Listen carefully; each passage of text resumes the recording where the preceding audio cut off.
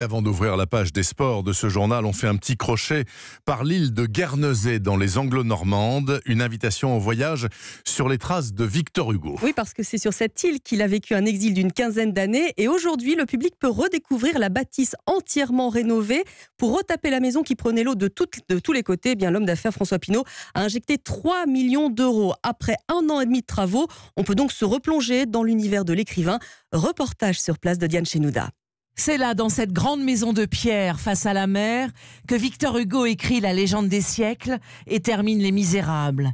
Puis il fait construire une verrière au sommet de la maison, ouverte sur le ciel et l'océan.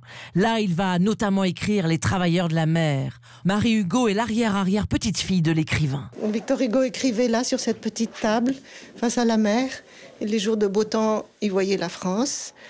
Les feuilles, il les posait sur ces bancs-là pour que l'encre sèche. Des bancs recouverts de tapis persans, car ce qu'on découvre ici, c'est aussi le génie de Victor Hugo, décorateur.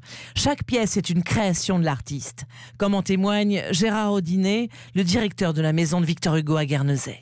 Il n'y a plus 1 cm² de libre qui n'est pas fait par Victor Hugo. Donc ça procède par assemblage, collage de boiseries, de tapisseries, de carreaux de Delft, de soieries, de miroirs. Dans chaque pièce, il nous raconte une histoire un peu différente. Il varie les matériaux.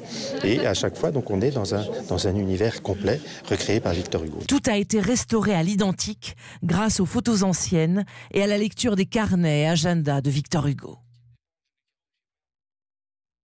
Diane Chenouda, et si vous ne pouvez pas